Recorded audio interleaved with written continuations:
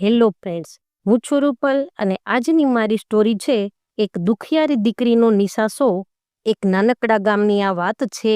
પાંચ ભાઈઓ અને એકની એક બહેન છે અને બહેનનું નામ છે સમજુબાઈ. જેવા તેના નામ તેવા જ તેના ગુણ. દુઃખની વાત એ છે કે છએ ભાઈ ભાંડુમાં નાનપણથી તે ચાલી ગઈ હતી તેની માં. બધા ભાઈઓ પોતાની બહેનને ખૂબ જ પ્રેમ કરતા. સમજુબાઈ પાંચેય ભાઈઓ અને તેના પિતાનું ખૂબ ધ્યાન રાખતી. નાની સમજુબાઈ રમવાની ઉંમરે ઘરકામ શીખી ગઈ. ખેતરે જાય, ઘરનું કરે અને બધાને રસોઈ કરી પ્રેમથી ખવડાવે. થોડાક વર્ષો થયા, એક પછી એક ભાઈના લગ્ન થવા માંડ્યા. ભાભીઓ ઘરમાં આવી અને સમજુબાઈના બિચારીના દુઃખના દહાડા આવ્યા. ભાભીઓ વાત વાતમાં સમજુબાઈને મેણા ટોણા મારતી, પણ મા વિનાની દીકરી બધું સહન કરી લેતી. એવામાં ત્રીજા ભાઈના લગ્ન થયા. ભાભી સારી હતી, નણંદીને દીકરી જેટલો પ્રેમ કરતી. આ જોઈ તેના બાપનું હૈયું પણ ઢળતું હતું અને છાના મુના કહેતા કે મારી સમજુબાઈને સારું સાસરું મળી જાય પછી હું કાયમ માટે લાંબે ગામત્રે ચાલ્યો જઈશ. અને થયું પણ એવું કે સમજુબાઈના લગ્ન લેવાણા અને સાસરે ચાલી ગઈ અને થોડાક વર્ષોમાં તો તેના પિતા પણ લાંબે ગામત્રે સીધાવ્યા. સમજુબાઈની માથે સાસરે પણ ખૂબ વસમી વેળા આવી. તેના પતિને બીમારીએ ઘેરી લીધો અને તે મરી ગયો. દેશમાં દુકાળ પડ્યો. રાબ વિનાના છોકરા રીડિયા રમણ કરવા માંડ્યા. દુખિયારી બાઈના મનમાં પોતાના ભાઈની એક જ ઓથ હતી. પાડોશીને બે હાથ જોડી વિનવણી કરી, બાપુ, 2 દિવસ મારા ગભરુડાને ટીપું ટીપું રાબ પાજો, ત્યાં હું મારા ભાઈને ઘેર આટો જઈ આવતી રહું છું. પાડોશી સારા હતા.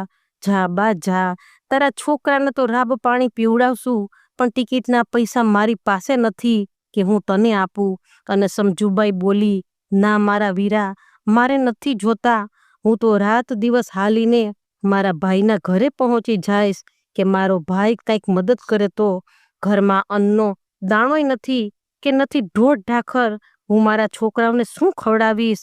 એટલે મારા ભાઈ પાસે આશા રાખીને જાઉં છું. અને ઉનાળાના બળબડતા બપોર, નથી પૂરા લુગડા ને બહેન એક ગામથી બીજે ગામ ચાલી જાય છે. પોતાના વહાલ સોયાને છોડી આજ તે હાલી નીકળી છે. આંખોમાંથી આંસુની ધાર વહાવતી મોટા મોટા ડાભલા ભરીને દોડી જાય છે. જ્યાં ભાઈના ગામમાં પાદર પહોંચે છે ત્યાં જ વાવડ મળે છે કે ત્રીજા નંબરના ભાઈને ભાભી જે સારા હતા તે તો અત્યારે જાત્રાએ ગયા છે. પણ હવે કરવું એ શું? હોંશે હોંશે ભાઈની શેરીમાં જ્યાં પગ મૂકે છે ત્યાં જ બારણામાં ભાઈને ઊભેલો ભાળ્યો. પણ ભાઈને તો કોળજુગે ઘેરી લીધો હતો. ભાઈએ ભાભીને બોલાવી કે જો તો ખરા કોણ આવે છે? પણ આ લેણિયાત ક્યાંથી આવી? ભાભી બોલી, કાંઈક માગવા આવી હશે.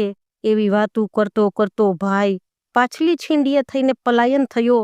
સમજુભાઈએ આગેથી ભાઈને ભાગતો ભાળ્યો કે એના પગ ભારે થઈ ગયા. તોય દુઃખની મારી પિયરની ઓસરીએ પહોંચી. ભોજાઈએ પણ મોંમાંથી આવું એટલું ના કહ્યું. ઓસરીની કોરે સમજુબાઈ ઊભી રહી. એણે ભાભીને પૂછ્યું, ભાભી, મારો ભાઈ ક્યાં ગયો?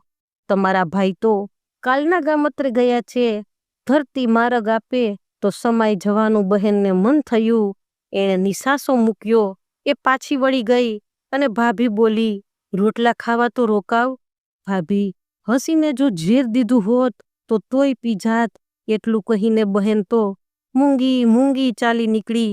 પણ આંખમાં શ્રાવણ ભાદરવો વરસવા માંડ્યો. બોર બોર જેવડા પાણીડા પાડતી જાય છે. ત્યાં જ પાદર પહોંચી તો પાડોશીનો ભાઈ મેપો ઊભો હતો. સમજુબાઈને રોતો જોઈ તે આડો ફર્યો. સમજુબાઈ નાની હતી તે દિવસથી મેપો તેને ઓળખતો હતો અને પૂછ્યું, કાં બાપ, આમ રોતી કાં જા? મેપા ભાઈ, મારે માથે દુઃખના ડુંગરો થયા છે, પણ દુઃખ મને રોવરાવતું નથી. મારો માનો જણ્યો ભાઈ મને દેખીને મોઢું સંતાડે છે, એ વાતનું મને રોવું આવે છે. અરે ગાંડી, એમાં રોવા શું બેઠી છો? હુંય તારો ભાઈ છું ને. ઉઠ, હાલ મારી સાથે. અને કહેવાય છે કે મેપો એ બાઈને જીભની બહેન કહી અંદર લઈ ગયો અને તેની પત્નીએ પણ આવકાર આપી. ગરમા ગરમ રોટલા ખવડાવ્યા અને તેના દીકરાને બોલાવીને કહ્યું કે બધા જ અનાજની ગુણો ભરો અને આખું ગાડું જોડીને છોકરો મૂકવા જાય છે. બળદ ગાડું પણ તેના ફઈને આપીને આવે છે. આખા ગામમાં વાત પ્રસરી જાય છે અને પાંચેય ભાઈઓ અને ભાભીઓને તો આજે નીચું જોયા જેવું થાય છે. અને ભાઈઓને પસ્તાવો થાય કે જે બહેન રમવાની ઉંમરે બાળપણથી આપણને રોટલા ટીપીને ખવડાવતી હતી એને આજે આપણે રોટલા વિનાની કાઢી. અને કહેવાય છે કે થોડાક વર્ષો પછી તો ભાઈની ઘરે પણ ગરીબી આંટો લઈ જાય છે, કેમ કે એક દીકરીની હાય લોટાને પણ ભસ્મ કરી નાખે છે. તો ફ્રેન્ડ્સ, જો વાર્તા ગમી હોય તો like, share and subscribe. Thanks for watching.